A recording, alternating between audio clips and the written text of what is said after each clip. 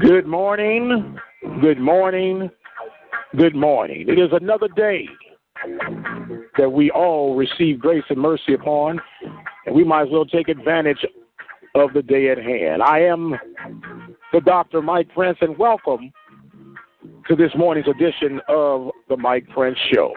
So much to bring you in such little time. We're with you each and every weekday from 9 a.m. to 9:30 a.m. The NBA Finals continue to roll on, if that's what you want to call it. Golden State handing the Cavaliers their second loss, winning by the score 132 to 113. The Cosby trial is set to start today. The Ryan brothers get caught up in a bar brawl. Go figure that one out. The Texas Southern Tigers season has come to an end, losing to LSU and to Rice University. And what about the guys down in Gainesville, Florida? Bethune-Cookman knocking down the giant, the SEC opponent, Florida Gators. Knocking them out by the score of 6-2. They'll wait and take on the regional to advance to the super regional today. And they are excited, setting history and everything. Stopped a 31-game losing streak against the mighty Gators of Florida. But we're going to jump right into our main topic for today. Roger Cador is a legend amongst HBCU baseball in particular, but in baseball as a general. 39 years as a head coach, or 39 years coaching, came to Southern University in 1987. And he is now hanging up the old cleats.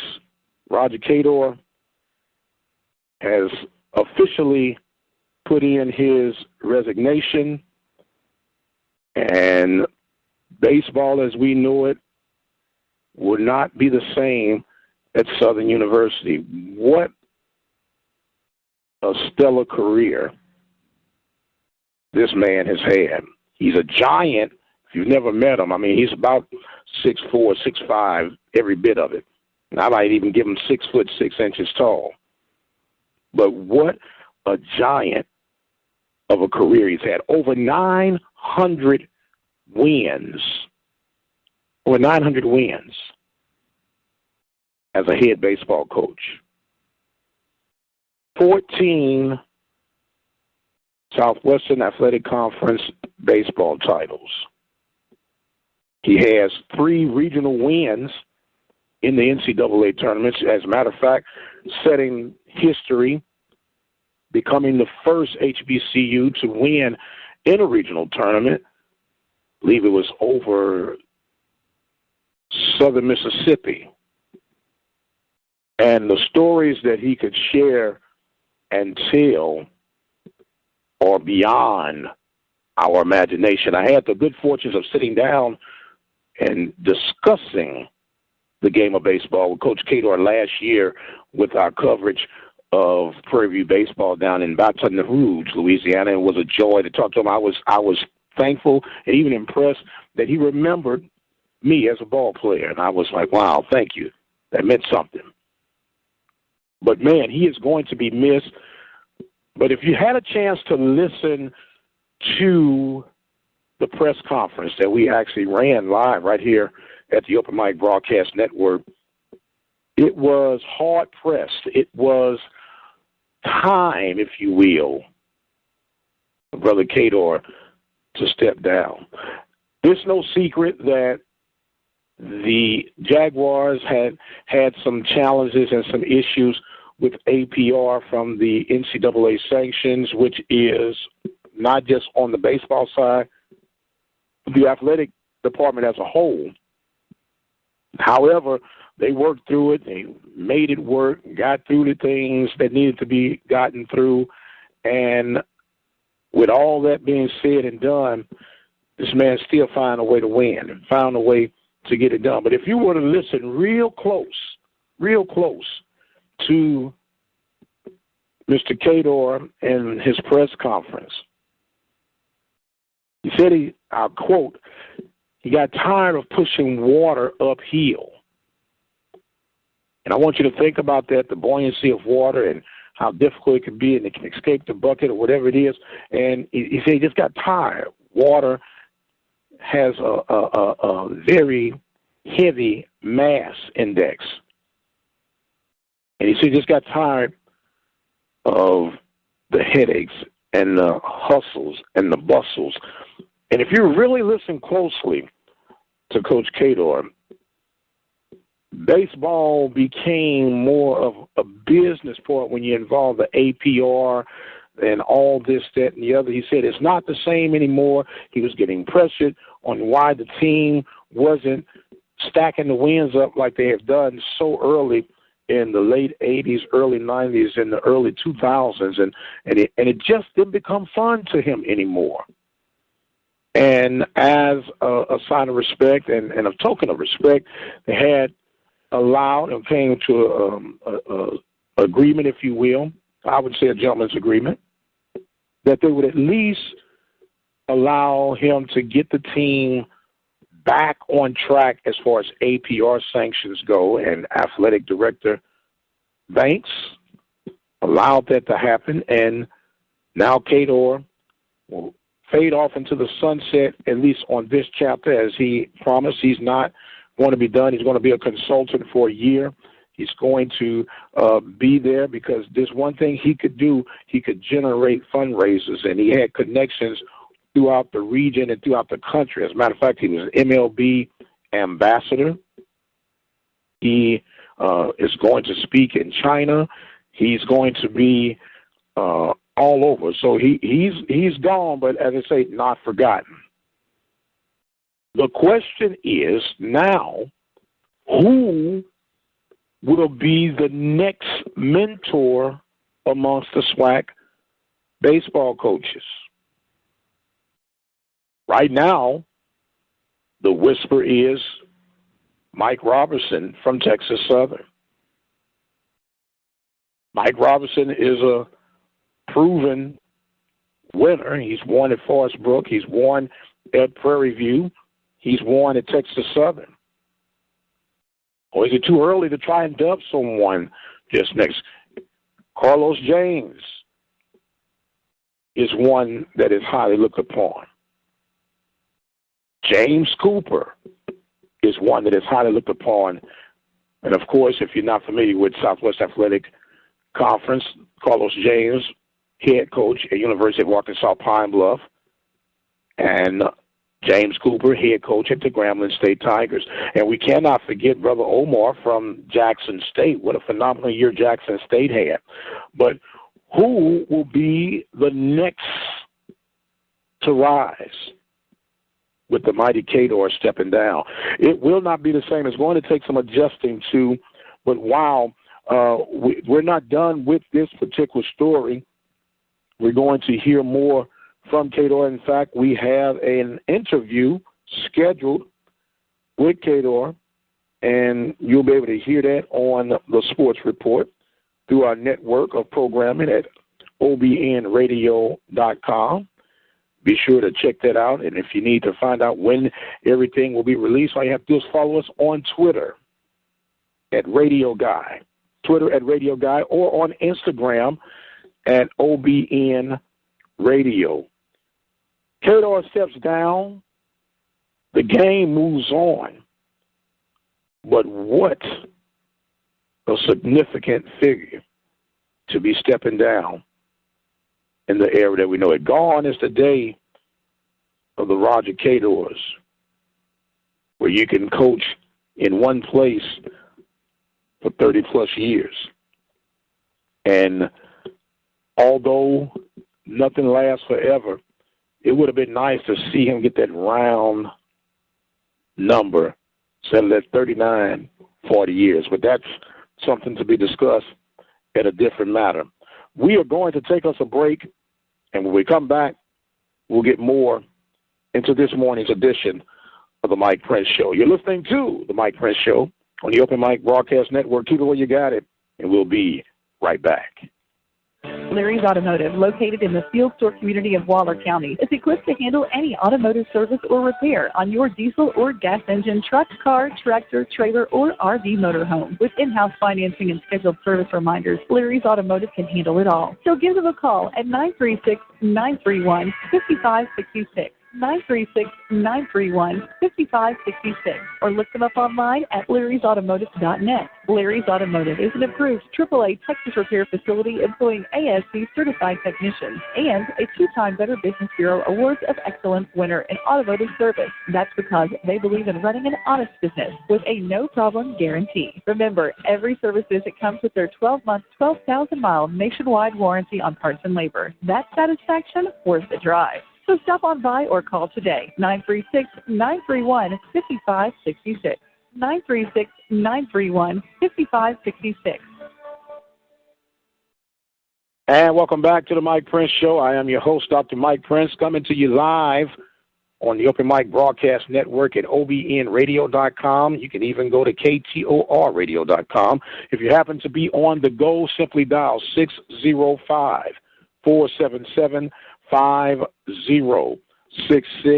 and you'll be able to listen to our programming live 24 hours a day, 7 days a week on the network that was designed with you in mind and the voice of student athletics. We've been talking about Roger Cador and his retirement as he'll be fading off into the sunset, what impact that's going to have on the world of Southwestern Athletic Conference baseball, on the world of HBCU baseball. We see what Bethune-Cookman is doing in their regionals and how they are making an impact, and it is awfully good. It's a good time, as they say, to be a part of this, which is what I've always been beating and always been drumming up, that you can win on this level with the right system, with the right philosophy, the right approach on how you're going to get things done. And speaking of getting things done, we've always got some stuff en route and lined up here at the Open Mic Broadcast Network. Want to remind you that this coming Thursday will be the kickoff of our exclusive SWAC volleyball coverage. We'll be highlighting each of the Southwestern Athletic Conference head volleyball coaches, talking to them exclusively about their programming. Once again, you can get all that information by way of following us on Twitter at Radio Guy, RADIOGUY, all one word. But if it makes a difference, we have a capital R and a capital G, so it kind of looks a little distinctive. Radio Guy at Twitter. Instagram is OBN Radio. And, of course, you can follow us on Facebook at our Open Mic Broadcast Network page. That's OPEN, capital MIC. That is all one word. And the rest, of course, is Broadcast Network. Got a lot of things in store as far as our upcoming live remotes. We have the Freedom Fest that will be right here in Waller, Texas, well, in Waller County, and it will be on July 3rd and 4th in Waller ISD Football Stadium. We will be there live. We will to talk to folks throughout the community and get everything going on. There's also going to be a live broadcast from Birmingham, Alabama on the SWAC Media Day. That is scheduled for July 14th, starting at 10 a.m. Central Standard Time. And, of course, our annual football preseason show, which will be scheduled for August the 21st, 6 p.m. to 8 p.m. We have all coaches lined up and ready to represent that in the likes of Coach Shotgun Willie Simmons of the Prairie View A&M University Panthers and all of our local regional high school coaches of the Waller Bulldogs, the Hempstead Bobcats, the Royal Falcons, and the Rose Hill Christian Eagles. And we want to give an acknowledgement to the Rose Hill Christian Eagles. They won the state baseball championship in the TAPS division, which is private school division of baseball, and they are back-to-back champions. And the Wildcats, I'm sorry, not the Wildcats, but the Angry Birds will get a chance to defend their honor for the third time. In fact, we're going to take us a quick break, and when we come back, we'll talk a little bit more about things going on throughout the Waller County area. You're listening to the Mike Prince Show. Take a quick break. We'll be right back. This is Kendall Cobb with your Rose Hill Christian update. You get latest on and greatest on the Eagles and their championship run. Rose Hill Christian Eagles take on the Dallas Lutheran Lions and take their second state championship. Last year they were the 2A state champs out of TAP. This year they're the Division 4 state champs. So the Rose Hill Eagles go back-to-back in baseball championships. Coach Robert Cooper and the team, mainly made up of juniors, 2018 grads, had a wonderful showing. Some home runs, some triples, some great play from the mound, and great play in the field.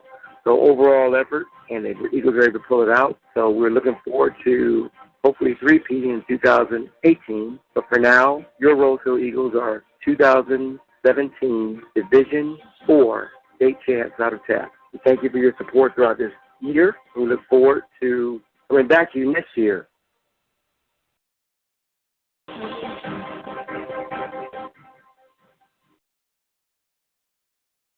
Hello, the following are a few Waller ISD news and announcements. Congratulations to the Waller High School Class of 2017 graduates. We are very proud of them and would like to wish them the best as they pursue their future endeavors. The Waller ISD Summer School program will begin June 5th and will be held at IT Holloman Elementary School and Waller High School. Waller ISD is also offering their summer food program, ensuring kids eat healthy while school is out. Any child under age 18 may come and eat Monday through Thursday, June 5th through June 29th at IT Holloman Elementary School and Waller High School. Breakfast will be served from 7 a.m. until 8 a.m., and lunch will be served from 11:30 a.m. until 1 p.m. No registration is necessary. Waller ISD will hold a district site-based decision committee meeting on Wednesday, June 7th. In the Waller ISD Administration Building boardroom. All meetings are open to the public. Parents and community members are encouraged to attend. We wish everyone a safe and happy summer. Make sure to save the date for the Community Pep Rally, August 24th. School announcements will resume in August for the beginning of school. For more Waller ISD news and announcements, please visit the Waller ISD website at www.wallerisd.net. Thank you, and we hope you have a wonderful week. And welcome back. I am the radio guy, Dr. Mike Prince. You're listening to the Mike Prince Show exclusively on the Open Mic Broadcast Network. Had a few announcements and updates going on throughout Waller County. Want to also remind you that Willie Simmons, head football coach of the Prairie View A&M University Panthers, will be kicking off their prospect camp today, also tomorrow, and the following days. So the actual will be dates June 5th, 6th, and 7th. Be sure to get out there, and if you're a freshman to senior, a junior college transfer, you're more than welcome to come out on the beautiful campus of Prairie View A&M University to check out and display your skills as a potential walk-on with the Panthers of Prairie View A&M University. It's going to be a lot of fun as football season is just moments and moments away from it as we're still in the thick of things. Want to give a congratulations also again to the Bethune-Cookman Wildcats as they created history by beating on the Florida Gators down in Gainesville, Florida. And it ran me across a very interesting, conversation that I came across on social media where there was a discussion on the decline of African Americans in baseball in particular. And some would like to think that there's a conspiracy, and others have their other druthers of what's going on, but I really think that it is no conspiracy factor at all from my vantage point. what has happened is slowly but surely baseball has declined with interest in the African American community. Don't ask me why. I happen to think it is a very intriguing and probably the best team game around. That's just my own personal opinion coming from a former baseball player. And when this game is played correctly and on a level of high baseball IQ and high execution levels, you're going to see that it's not about just being African-American playing baseball, but you have to have the skill set to play at a highly intensified competitive level. We're talking about D1 competitive baseball. Not just because you're African-American that you need to be on an African-American-based school. With the pressure on coaches today, you want the best available players. And I stress players. Does not mean that African-American players are excluded. But when you look at it right now, everybody has jumped towards baseball, not baseball, but basketball or football. And quite understandably, there are, in many aspects, less moving parts, if you will, when it comes to that. What am I talking about when I say moving parts? In order to get the repetition and skill set that you need to be competitive, and I'm stressing competitive on a D1 level, you're going to have to put in some time. You're going to have to put in some skill sets. And playing 10, 14 games in a high school environment, and it's not intense training, can be at a detriment when all I have to do is get a basketball and I can create a hoop anywhere. I can remember coming up as a kid where we didn't have a basketball goal, but we could cut out the bottom of a milk carton, and that was our hoop right there. What else do you need? Football, you be physical enough, fast enough, ways can be made for you. But with baseball, you got to be able to catch. You got to be able to throw. You got to have hand-eye coordination. And there's a lot of things going on that you just can't walk away. I'll put it to you like this. You cannot walk away from baseball for a year and expect to come back on a highly competitive level and have major success. Can't be done. Probably the greatest basketball player ever to be on the planet, Michael Jordan. He was evident of that. When he retired or semi-retired, he wanted to play baseball. He went, they gave him a try. Why? This is Michael Jordan. Of course you're going to try. But he was not as successful, and he realized that his thing was basketball, and he came back and continued his dominance. Mr. Baseball himself, or I say Mr. Wholesome himself, Tebow, is experiencing that right now. He's having some opportunities, but he's realizing you got to put in some work to make sure that you do this. And it's one game that you cannot just walk away from. So when it comes to these coaches, and I wouldn't coach right now. I would not coach right now because of the stress levels and the unstableness. And it's one of those maniac decisions, if you will. You love it. You want to be a part of it. But then your livelihood, your family's livelihood is based upon it. If you're on a collegiate level of an 18 to 22-year-old who sometimes feel it, sometimes don't feel it. And if I'm on the measuring stick of producing wins, I want the best available player, whether they're black, white, polka dot, square peg, it doesn't matter. I want the best available player. And that's all I want. I don't care about anything else.